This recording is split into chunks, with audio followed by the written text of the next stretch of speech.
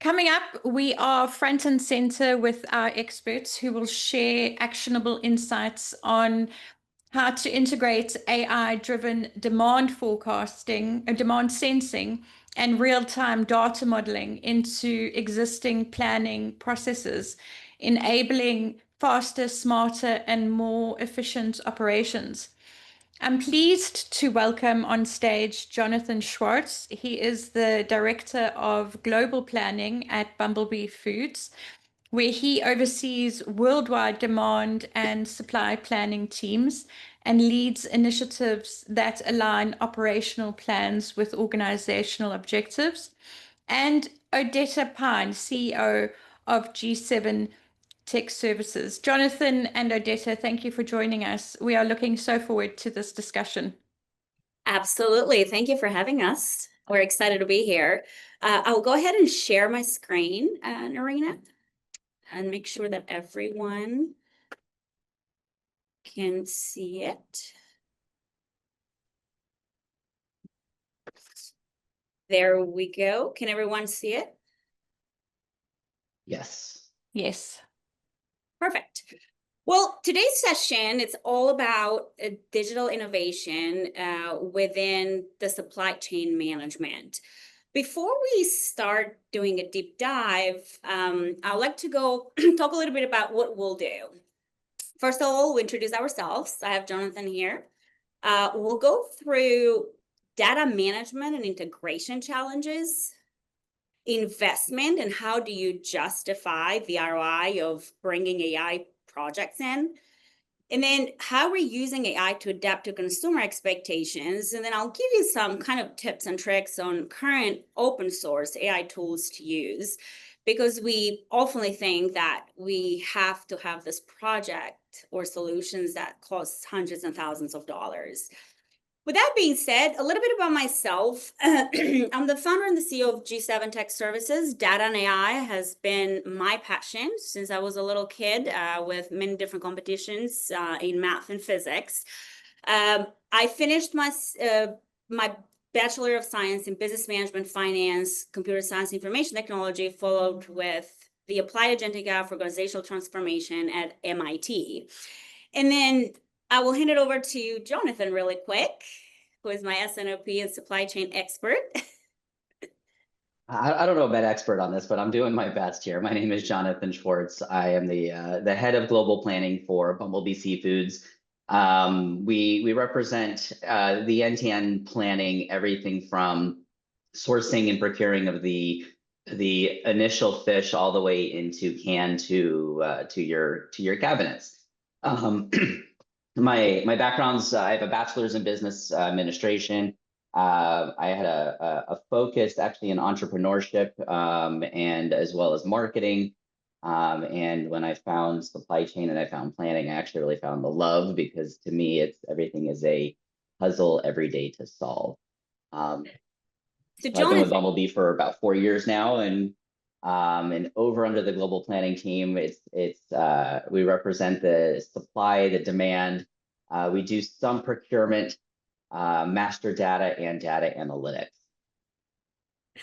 Great. So Jonathan, when we talk about supply chain and just overall global planning, right? What are some of the objectives for executive and SCM based on your background, but also currently right now at Bumblebee Foods, leading a global team within planning? Yeah, Cynthia, thank you. I saw that comment. That's wonderful to read. Before I talk about the objectives, so the last 4 years has been a journey. We are new in the digital innovation and AI journey. This is very new for us. Bumblebee historically has been an SAP house. We have had antiquated tools, antiquated processes. The demand and supply planning teams have found that the ability and use of the tool, the flexibility of the tools has been very rigid. And so we're not lacking of process. We're probably, I would say, more so lacking of newer technology that allows us to enhance the process. and optimize more of our people, our time, talent, and treasure. So a lot of what we do, even though we are system-based today, we tend to take a lot of things into Excel, which is, I know, such a bad word among so many people, yet none of us will ever give that up, including myself. But we do want to become less dependent on Excel and really become more exceptions-based planning. And so unfortunately, because of some of the antiquated tools we use and the need and use of Excel, it actually isn't just within our planning department, but we found our sourcing and procurement teams as well not necessarily trusting the signals coming out of the system. So we're finding ourselves not managing the systems the way we need to because we just simply found it too hard, right? So over the last 4 years has been a journey because as antiquated as it might be, the tools are powerful and they can do a lot, but there's a lot of limitations to the old technology. So what I wound up doing is I wound up going on a journey and wrote a lengthy business requirements document that had lots of insights of what I was looking for. And at the end of the day, I was looking for a way to address the company's supply chain challenges by looking for more of that end-to-end fully integrated solution where, again, I'm not using Excel. I'm not having to rely on Power BI or Cognos BI or Click or any of the other BI tools, and give me the ability to enhance all the real-time visibility, have more accurate, more robust forecasting, more things that are tailored to what Bumblebee's supply chain looks like. And we have a very, very complicated supply chain, and we go all into blockchain technology, and we have so many different data points that we needed ability to connect everything together. Because right now, everything we do have is very disparate, and we have information in lots of different places. So to have things in more places or more in one place, and then create a better forecast using exogenous data such as, say, weather and how weather patterns are changing how we're going to fish, or how the temperature of the sea changes how deep we might have to go fish for larger tuna, for example. We need the ability to be able to do more, but easier, right? At the end of the day, we want to optimize our inventory and use a little bit more statistical-based inventory planning. We want to streamline our production and our transportation planning. There's so much opportunities to reduce our transfers and our warehousing and how we deploy inventory across our network. And at the end of the day, I wanted an easier system that gave me more rapid time value input, right? I loathe the word custom, but I wanted something more that's configurable and it's more integrated, that has more flexibility, extensive data models, the use of auto ML, advanced analytics that are baked into actually the core of the program. And at the end of the day will result higher fill rates, lower obsolescence, increase improvement on logistics and warehousing fees, increase our cash flow throughout our organization, and have more real-time transparency across the organization so we can collaborate better with the cross-functional teams. Those were my ultimate objectives. And through that whole journey is actually how I found ODETA and G7, because it is a robust document that I put together, and I had very high expectations. And G7 is actually able to meet those expectations for me. Great. And then, during this process, as Jonathan mentioned, through the RFP and everything, one of the most important things is data, right? And it's not just data, but it's how you manage it and what are those type of integrations, right? And that's the first question I asked to Jonathan. What is that current architecture and structure that Bumblebee has right now? And when you look at it, right, we call this the iceberg effect, these two parts or issues are, like an iceberg mass below the water, and they're more significant than what it is immediately apparent, right? So when we look at the data, there is two areas to it: the data management issues and the integration. Underneath the data management issues, we're looking at three main points. We'll look at data silos. given the times nowadays, there is data generated every second.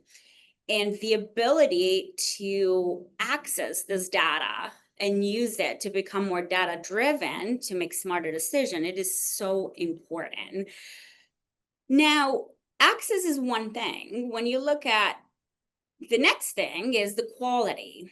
Well, it's kind of garbage in, garbage out, right? What is the quality of the data? Is it clean? Is it incomplete? Is it inaccurate? And how does that tie to your day-to-day business operations, right? And then obviously the accessibility and data democratization, making sure that the right users have access to the right data at the right time based on their position and their role within the S&OP or SEM usually. And then we go into the integration issues. Because there is so much data generated every day, every minute, every second, obviously it is crucial to have real-time data exchange, right? And data sharing. You want to be ahead of the competition. You want to grab those opportunities before anyone else and use them before anyone else. And what comes with that is the API management, right?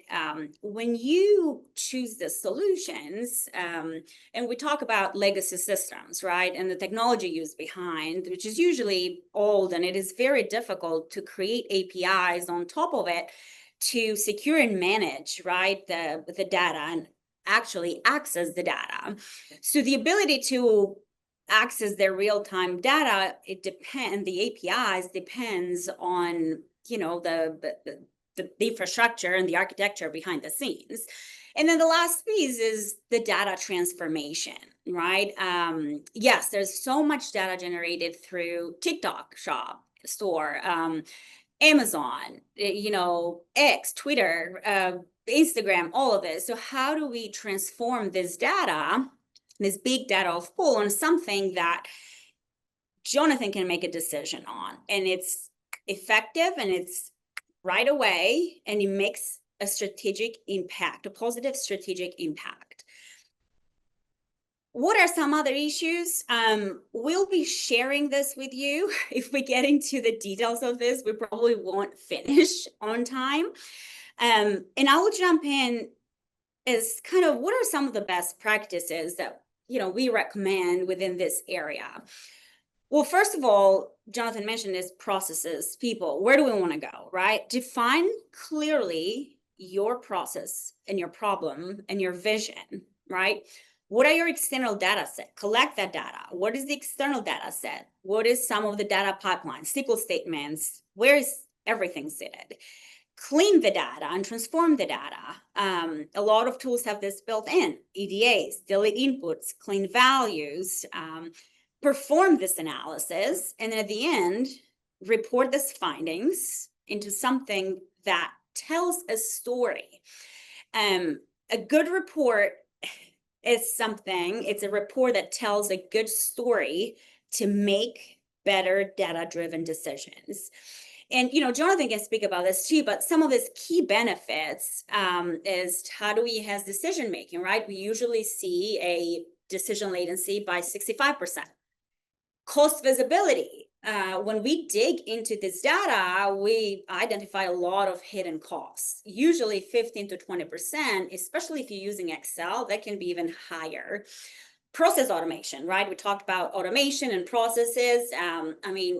About 40% of the manual tasks can be automated. And then standardized governance, right? Have an 85% data consistency across units. And usually within CPG, and Jonathan can speak about this, we see that leaders that focus on the data-driven or all the data itself usually have a 3 times higher EBITDA growth. And that's so important because, again, when we're about to make a decision on a solution or a process or whatever the case is, we talk about the ROI assumptions and benchmarking. And something that Jonathan is really good at here is and he did this with us as well, and we did it together, is what are some of the benchmarking that we see based on Gartner?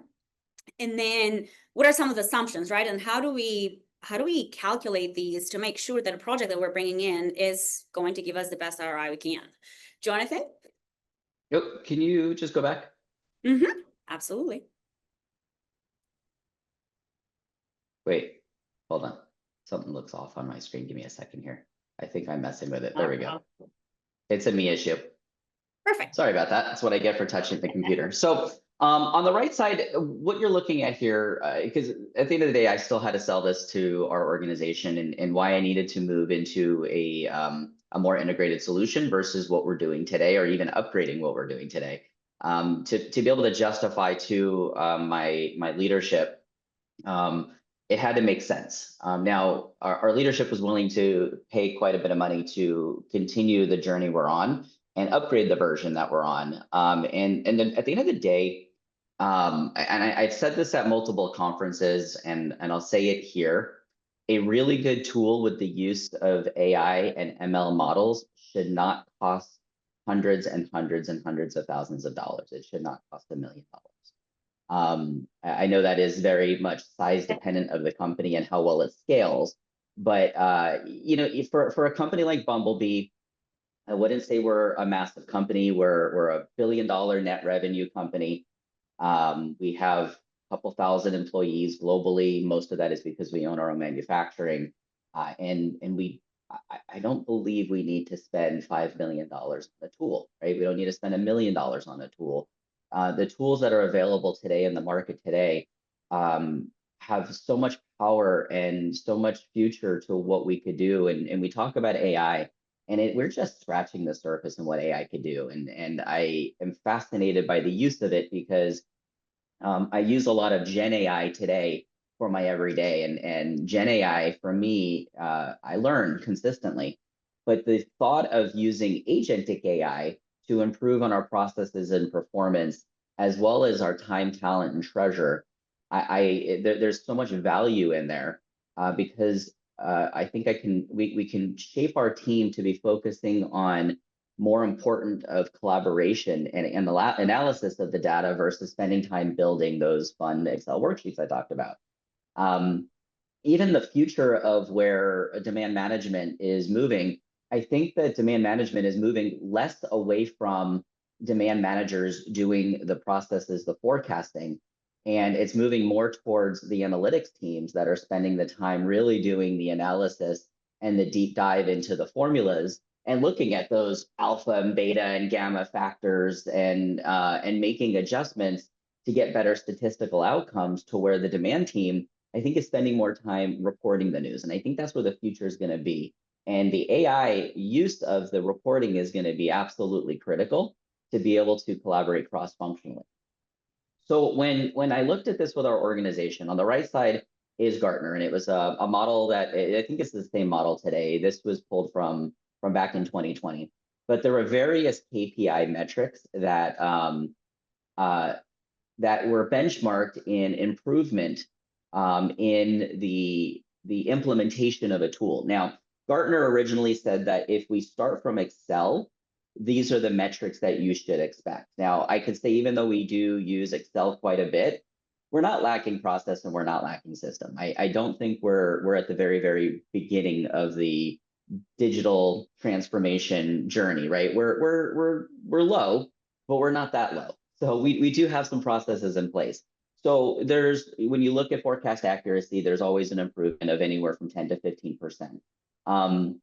This is very process driven. This is very collaboratively driven. And this is also based on times of less volatility with our administration, depending on how that may affect some of those that are on the call. For us, it affects us quite a bit. So we're struggling hard with our forecast accuracy as well as some of our planning because of administrative policies that are in place right now. But in all, a newer tool, newer methodologies allows us to be more forecast value add. So we theoretically should improve on our accuracy depending on how we measure it. On time in full, how are we going to service our customers? And there's an increase in that because we can get our inventory in the right place at the right time in the right DC. There's a projection of an inventory reduction of anywhere from 10 to 30%, very high. So when I show you some of the numbers in the next slide, I'll get to in a second, I didn't use those high of numbers because, again, we're not coming from Excel. We're not coming from no processes. We don't use sales as our main signal. We use sales as an input. So we have a lot of processes in place. So I felt that 10 to 30% when I show you the ROI was a little bit high. But it's a very reasonable number of an inventory reduction.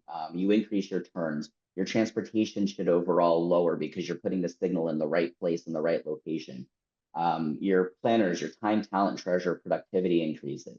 And to become more digitally focused, you can make a little bit more better, or grammar there, but you can make better decisions through your organization. So on the left side, the assumptions of what we'll look at in the next slide really are based on our inventory, our carrying costs.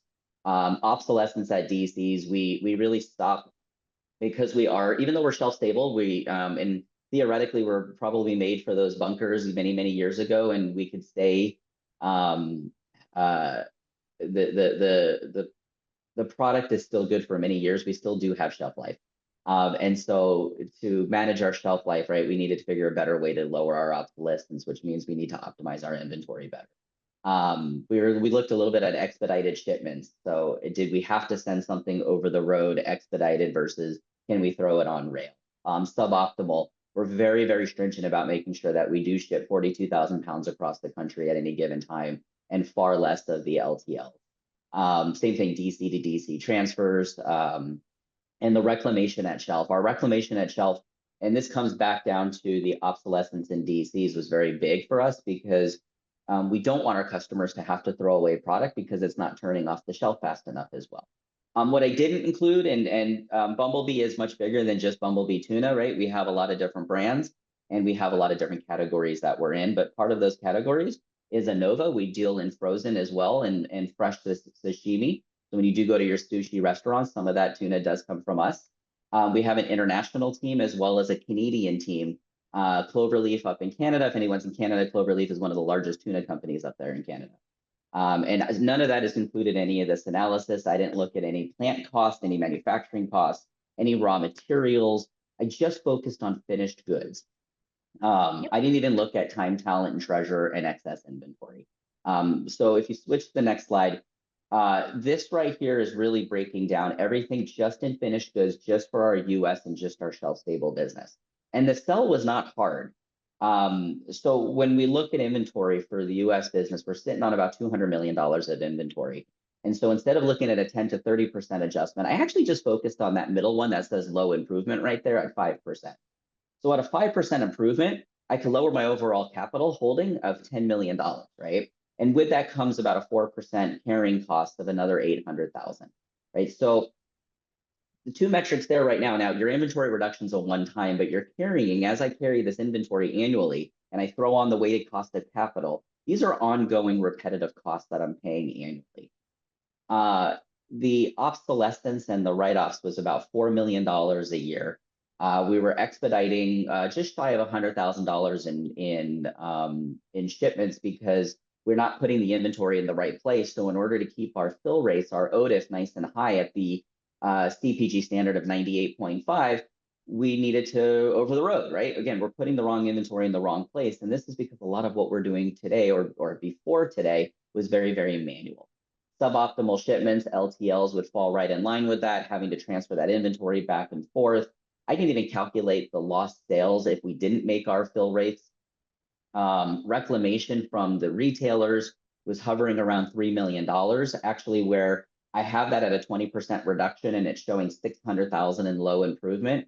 We're actually over $1 million today in the reduction of reclamation and how we're actually analyzing the inventory. So we've actually already seen a far greater return on just reclamation alone. And then any fines and fees that we're receiving because we're not hitting our fill rates. The total one-time benefit of this at the bottom is showing 10 million, but you do have a reoccurring of roughly 1.8. And all of these numbers that I'm showing to you is extremely conservative, where I have a $10 million opportunity in cycle stock. There's far more opportunity if we pull strings a little further. Now, this journey I'm on with G7 and some of the newer technology we're using, it's brand new. I'm brand new into this journey, and we're already reaping some of the rewards from it. But as we continue to go into this journey further and we improve on this process, as we improve on the technology and what we're doing, we continue to fine tune and tweak those little processes and plan more by exception. These numbers actually will improve further. Yeah. And Jonathan, you mentioned forecast accuracy, right? We mentioned low sales and, all the different ROIs by using some of these AI tools. And, they kind of directly and some of indirectly tie to consumer expectations, right? We talk about Gen Zs, we talk about all the social media platform, TikTok, Instagram, Facebook, X. How does that tie with how does AI tie with Bumblebee Foods within these areas, and specifically on kind of improving that forecast demand accuracy and kind of seeing what's happening out there, right? If your demand planners have a good forecast method or not, or using some of the social media trends. So I'll make it quick because I know we're tight on time here. I mentioned earlier in the executive summary that we use a lot of exogenous data, right? So we use weather, we use temperature, we're looking at a lot of this. But one of the main things that I love to use is really basic consumption reporting, point of sale reporting. Odette, every time you go across that register and you buy a can of Bumblebee tuna, I want to track that sale. And so I use a lot of that data insights to help me, but I wanted to get a little bit further and understand things that that POS data is not going to explain to me and not going to share with me, because as salmon is increasing in cost and the price at shelf of salmon is increasing, but we found that consumption was increasing too, and we couldn't figure out why. It didn't logically make sense, because normally for us to control supply and demand, we'll increase prices purposely if there is a supply issue. We do this purposely because we're not always going to have the best catching fishing season, right? So, Odetta, do you want to talk a little bit about Taste Live and what this is and how this helped us? Yeah, what we did to address this using AI and a lot of automation processes, we literally went and scanned social media. We went through 300,000 people, 700,000 posts, 69,000 recipes through restaurants, 1.8 million dishes, and at about 281 restaurants, and said, hey, we see that salmon continues to shape the American diet, and they have a 22% share in fish category and a convenient 10% share. So, when the demand planners were looking at this, and they're like, okay, well, I think it's going to do higher, but what is the support behind that? Well, as you can see on this little report, we call this the demand signal dashboard, that we'll show as the demand planner is entering the numbers. And the demand planner said, oh, okay, so this looks good. So no matter what, we still have a good standing. We have a good share. And, I think we should forecast more, even though the price and the cost is slightly higher than what it used to be. So what do we do? You see here this is not that easy, right? It's a lot of work and it's a lot of tools that we use to get these demand signals. And, I wanted to share this with you. I know we only have 2 minutes and we don't have time for questions, but, there is some depending on what part or role within the S&OP you play, there is quite some really good tools and stacks that you could use typically. Profit is one of them. Again, it's a forecasting model, Facebook and Meta. It's from an executive lens, right? It is reliable, explainable demand signals, easy scenario comparison for all the different types of governance. Why does it help S&OP in an executive view? Because it improves forecast. And we know that improving forecast has a direct effect on increasing a positive effect in the EBITDA. The planner's lens, so demand and supply planning, it's quick scenario testing. It's more accurate. It includes seasonality, exogenous factors. And it does help to work with monthly, weekly, daily horizons, and it does handle, missing data. Another one is Pyro, probabilistic forecasting. Again, it builds models with uncertainty. It's a risk-based really inventory and capacity scenarios. It's very important from an executive because it just helps for risk-aware decisions, right? From a strategic level. And then from a planner perspective, it does the Monte Carlo scenario, runs and probabilistic forecast with really uncertainty bands, and you can decide. The other one is the OR tools, Opta Planner. I know we don't have much time. We will share this with you. And then the last two is the Airflow Daxter, and then the Metabase BI and visualization. So this helps a lot. I'm sure a lot of you probably use Power BI as part of Microsoft, but there is other tools here to get more of that drill down level of details, more accurate single source of truth for forecasts, constraints, and risks. And you kind of have one bird's eye view of everything that goes on within the S&OP, right? From sales, operations, finance, and marketing, essentially. And with that being said, I think it's time up, Narina. It is. Jonathan and Odette, a huge thank you from all of us. In just 30 minutes, you've managed to bridge the why, the how, and the how hard of AI in demand planning. We don't have time for questions, but I've posted your contact details in the chat, Odetta, and the audience can reach you on LinkedIn as well. We've put the link through. So thank you to both of you. Absolutely. Thank you. Thanks, everyone.